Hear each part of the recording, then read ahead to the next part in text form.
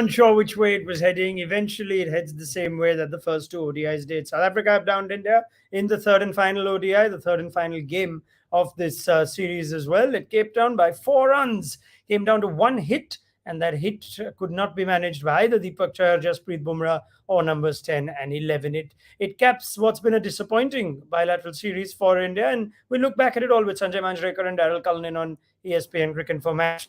Let's go to Sanjay first up and try and understand that pace, which had its moments, phased out, back in Deepak Chahar to instill hope that only run a ball or less than a run a ball, and again, India have fallen short. Sanjay, what are your thoughts on that? Well, you've got to feel sorry for India the way the match ended because Deepak Chahar played a fantastic innings. Not the first time that he has almost played a match winning innings. He got a 69 not out, if you remember, against Sri Lanka when they were chasing 275.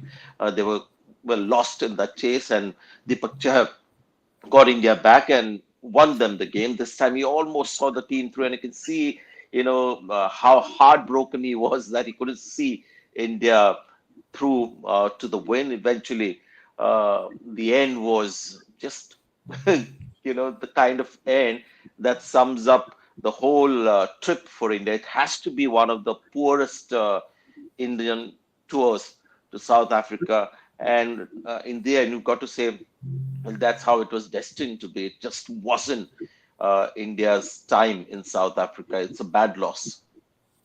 Yeah, bad loss, four strong words from Sanjay Manjrekar. Now, Daryl Cullinan said even after the first ODI, where's the fight in India? At that point, thought we'll just hold judgment and see how games 2 and 3 go. Now, at the end of the series, Daryl assumed that India were talked up to be almost favourites at both the tests and the ODIs.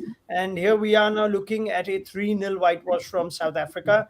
The fight wasn't there, was it? I thought it wasn't. Best thing that happened for South Africa was to have lost that first test, and the worst thing was for India to have won that. But South Africa managed in the series to claw their way back into it, and they followed that form into the one-day series. But I thought South Africa were more balanced in their approach. I think they knew what 11 they wanted to play, and it proved to be successful. So did India play only as well as South Africa allowed them to play?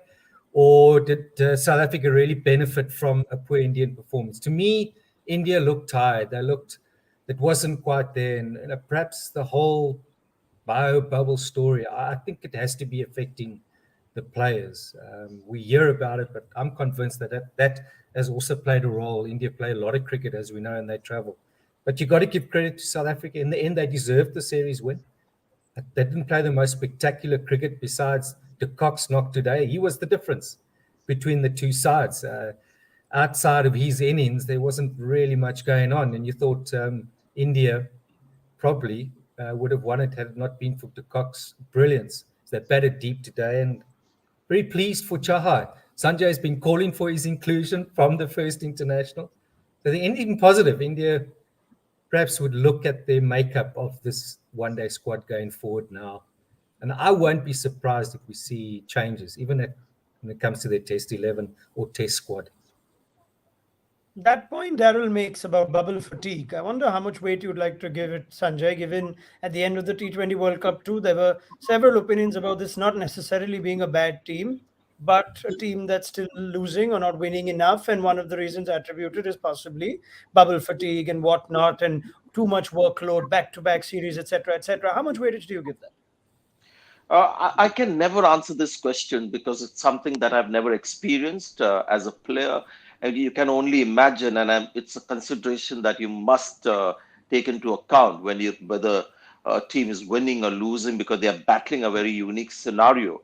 So these are not tough times, but I guess most teams are going through, India more so. But this was a one-day outfit that was different from the test outfits. So a lot of players weren't in the bio bubble right from the start. So yes, with due respect to the players, it's a tough one. And guys who play all three formats and make themselves available to play all three formats, it must be especially tough for them. So yes, that's something that I respect, but I don't completely understand. So I don't find myself in a territory where I can confidently answer that question.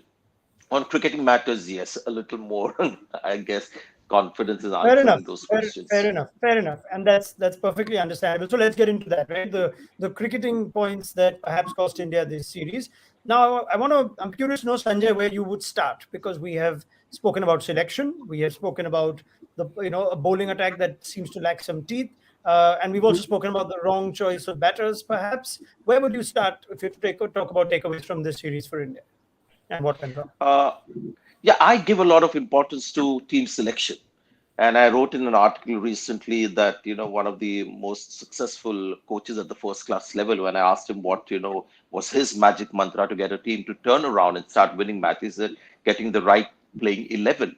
And that's where I think India weren't great in picking their players. A lot of tried and tested and failed players were picked. Some guys beyond their prime, and it was evident in the recent matches that they played. They were picked in the crucial matches, so India didn't give themselves the best chance to win. Having said that, they would have been surprised with the couple of pitches that they got at the start of the one-day series, and they didn't have too many options.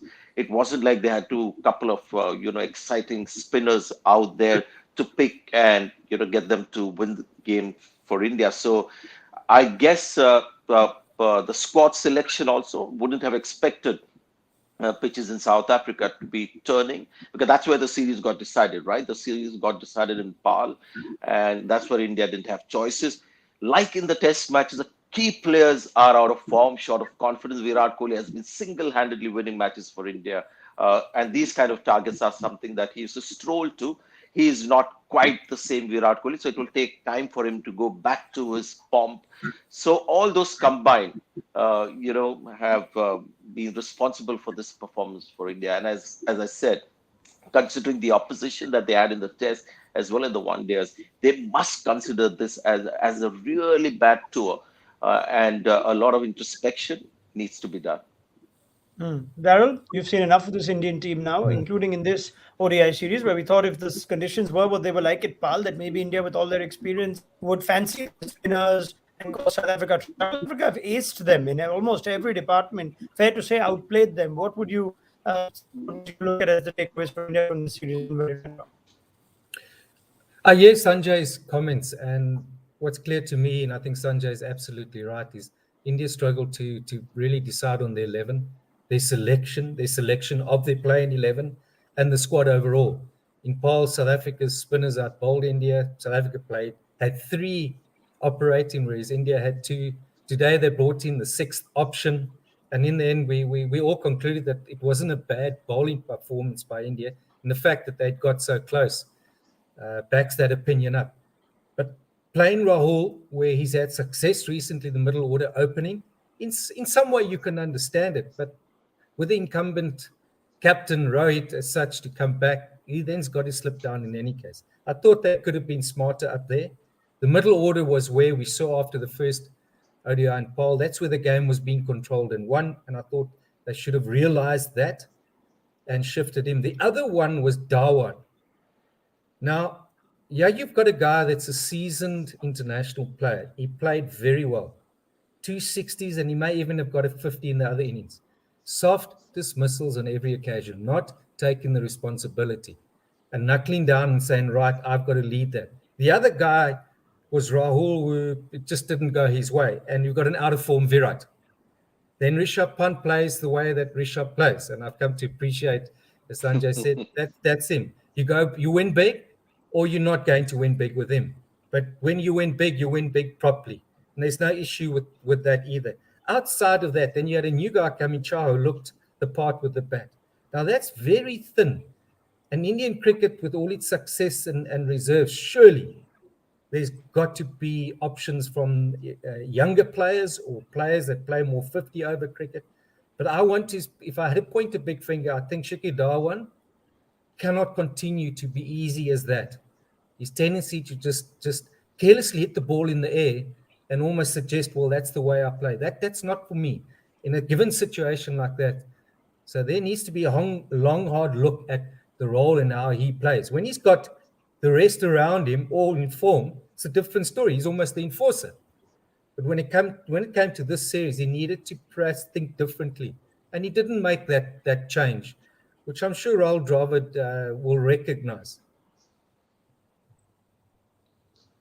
Sanjay, anything to add to what Daryl said? Yeah, it's an excellent point that he raises. It's something that escaped my mind and my understanding of the game. Now, Shikhar Dhawan in the last 3, 4 years has changed his approach completely. You see, in T20s, he gets you hundreds. Now, you got a couple consecutive IPL hundreds. So he's somebody who throws caution to the wind and just goes after the bowling and plays some terrific shots. I mean, he looks brilliant. But considering that this is a team that is going through batting issues, maybe take a little more responsibility.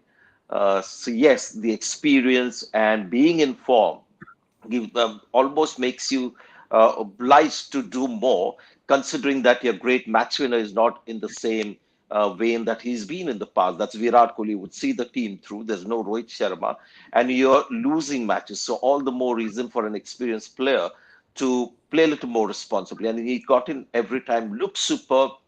He's not short of self-confidence. At this stage, you expect a little more. But I guess that's Shikhar Dhawan. I don't think he's ever going to be a Virat Kohli who'll see India through, or a Rohit Sharma who'll play, a match-winning innings every game for India. He'll be playing in this fashion. A few things that I want to talk about the batting is KL Rahul, again, interestingly, has this trait of just going off the boil suddenly. He got 100 and a 50 in the test series, then 4 failures in the test series, and then after that, 3 failures here. So that is something that he needs to look at. Virat Kohli, with the way he got out again, got a 50, but you can see that he's taking a little more time to come back into form. And Rishabh Pant, that is the way he plays. But Shreyas Iyer, Surya Kumar Yadav today looked a little skittish, is the word, a bit frenetic.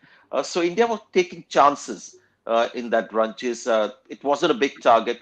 And considering that there's still enough experience in that batting lineup, they should have strolled to this target. The pitch was beautiful. Daryl, you want to give me a bit of a verdict on KL Rahul, the captain, and the batter combined? Because it seems that pretty off series on both fronts.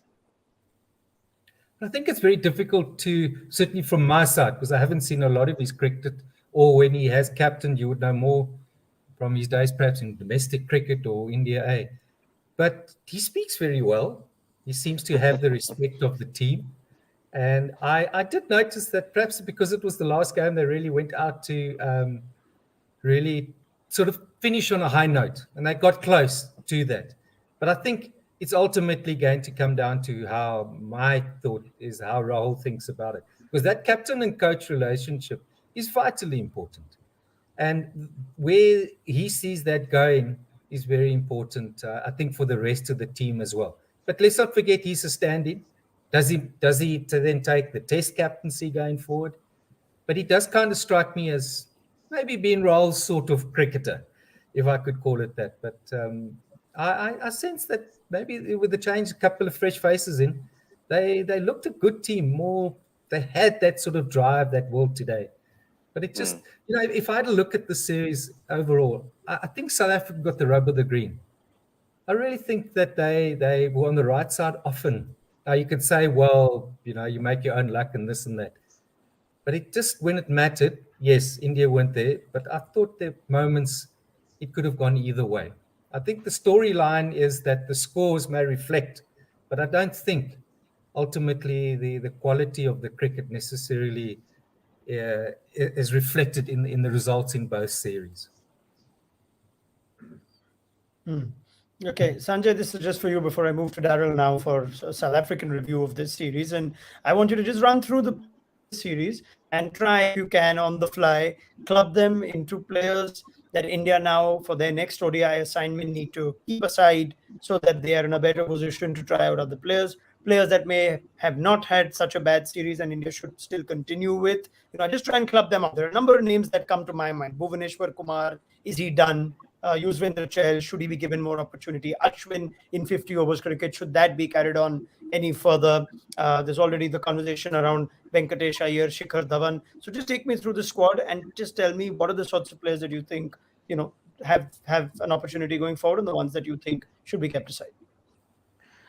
Like in the test matches, I think the time has also come for India to start preparing for 2023. Rohit Sharma will come back and ease your problems at the top of the order. Shikhar Dhawan, I think, will remain fit enough as a batter to be, still force at the top of the order in the 2023 World Cup. Virat Kohli, hopefully by that time, is in some form, but they need to get some middle order batters together. Rishabh Pant is showing some promising signs, so he could be a number 4, 5, or 6. It could be a floater, but they need a couple of middle order batters that they can rely on. Guys that you think. So maybe KL Rahul could be that person down the order. Yeah, keep looking at somebody in the middle because there's a lot of options available at the top. And batting at 1, 2, and 3 in 50 overs cricket, very easy. I've batted at number 3, and to get 50s and the odd 100 is pretty easy. It's really the number 4, 5, 6 who go on to win the game eventually. So focus on that. Bowling wise, Bhuvaneshwar Kumar had given signs even before this trip that he's finding it really difficult to get back to his best. So I guess that issue is now closed after seeing his performance here. The way Deepak Chahar, I mean, that ball to get Janeman Malan, that one ball should tell the selectors that Deepak Chahar is a better option than Bhuvaneshwar Kumar. His batting is the added bonus. Ravichandran Ashwin strangely came back into India's scheme planning in one-day cricket for some reason, and India paid the price for that. He played the 2 crucial games, did nothing much. Chahal under the scanner, but I guess a couple of genuine sort of wrist spinners who can get the ball to rip and get batters out while they're looking to pick 1s and 2s and not trying to hit 4s and 6s. Seam bowling, I think there is enough there. Prasidh Krishna needs to be backed a little more. There's always going to be Shardul Thakur somewhere in the planning. I think seam-wise, there are 1 or 2. They might go to Mohammad Shami. 50 overs cricket, I think Mohammad Shami can be a good option. So in the end, I think a couple of middle order batters they need to look at, and definitely game changers in the middle. That is the mantra to win 50 overs cricket. And that was how South Africa emerged winners, because they had a Shamsi and a Keshav Maharaj and a Markram in the first couple of matches to win them the games. All right, fair enough. Nice comprehensive review. And for India, there is a 3-match ODI series against the West Indies coming up soon. Let's talk about South Africa, shall we, Daryl? Not too many people gave them the chance, and certainly not many would have told us before the series that they'd gone to win 3-0. Standouts from this series for you? In terms of the one days, I think the way that Van der Dussen has played, one can't say enough, the way that he controlled the middle part of the innings, and he's batting against the Indian spinners. I thought it was exceptional. Look, they weren't at their best, or they didn't have the right guys there, but you got to give him credit. And he's very smart sort of player. Quinton de Kock, really, one can't say enough. He's not today. I just underlined how important he is. Whenever he scored well, and Rabada takes wickets, South Africa played well. But they can't just rely on those match-winning innings. I thought today's was a match-winning one. He looked like he was playing on a different wicket. So I think concerns would lie around the opener. They've got a guy like Hamza who's in the wings. He could be tried in terms of Janeman Malan, but we saw Malan get a good 90. So when the guy gets in, he's also a smart sort of cricketer. Bavuma solid in the middle. Brilliant 100 to start. The other concern is Markram, but then he's really put himself in the picture with some smart bowling, which I think has been quite a good move on his part. David Miller, you never really know. I think a very good point was made in commentary, batting so far down. And does he really get the opportunity to play big sort of knocks? My biggest concern, if I turn to the bowling side, and we saw hints of it today, and it was a point I made in the first ODI, was South Africa's death bowling. It wasn't really exposed in this series because India by then were too many down. But we saw at the end there was some big wides and full tosses, but they were very good in taking the pace off the ball. So there they've got to get better. Shamsi, I understand, had a niggle. I heard that on commentary. I'm not too sure about it, but he's got to be fit. Quite frankly, he's not as if he's bowling a lot of overs every day. So I think around his fitness, but Makhala was good. He got better as he bowled. So I think all around, South Africa need that top 4-5 from a batting perspective. They need to all be on form. They need to support the cock.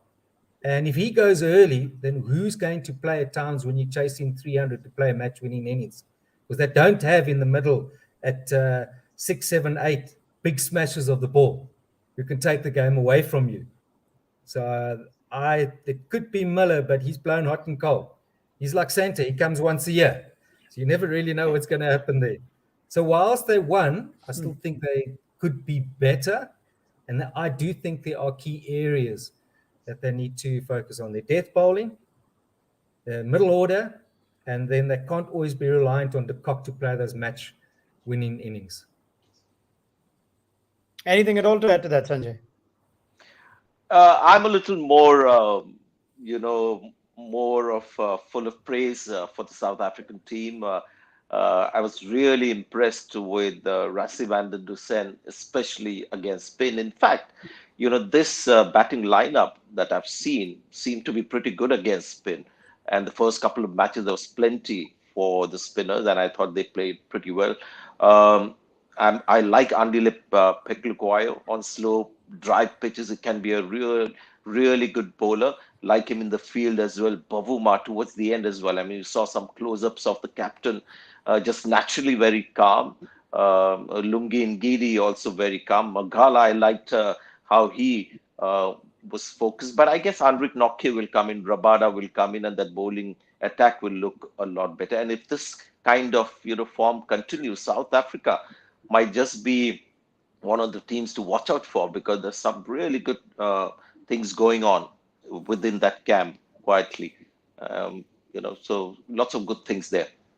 Can I just add a point, Yes, Jazz, Daryl. that they would have loved this series to have brought them some points, because they're lying at Yes. 8-9, and they may not automatically qualify. And it's interesting. I'm hearing what Sanjay's saying, because we can go with two decent spinners and Markram part-time, really. But to bring those, I never gave a thought, to bring those other lot back, then it does look a pretty good sort of side. So they may find themselves, and that has been the massive concern, that they may have to qualify to get in. I think they will. What's They will. next? Well, we obviously I'd love them to, but if they do, Sanjay, it's a thought with giving more thought is that True. it could very quietly be a firm favorite. Yeah, and quickly, Shamsi. We had a good look at him. I like him. I like his skills. I like his temperament. So that's another, sort of game changer they've got. So interesting that they don't look like a one-dimensional South African team that we've seen in the past. It's all pace and struggle with, plan B or C, or adapt to different conditions. This team seems a little more versatile and seems to have players for all kinds of courses, as they say, horses for courses. Yeah. Very well, then. Well, if they keep playing like this, you can fancy them to make a mark in more tournaments going forward. It's a great series for South Africa. It's been a wonderful partnership for Daryll, Cullinan and Sanjay Manjrekar as well, right through the tests and carrying on to the ODIs, gentlemen. It's been a pleasure. Can't wait to hear more from you, Daryll, soon on our network. Sanjay, likewise. And I wish you well until we hear from you again on ESPN Cricket Match Day. Thank you. It's been a pleasure. Thanks, having Thank you you very all. much. Thank you. Yes, Daryll, please. No, I said goodbye. All right, Daryll. Thank you very Thank much. you. Always a pleasure, Daryll Cullinan and you, Sanjay Raunak. Manjrekar. Thanks, More Sanjay. from you on our network very soon. And we will have you covered as IPL auction news now kicks on. There is a series against the West Indies too coming up. That's where India have to now look ahead to. And we'll have you covered on ESPN Cricket for as always. It's been a great series for South Africa. One they'll remember. India continue to search for their first international win in 2022. Let's see when it comes.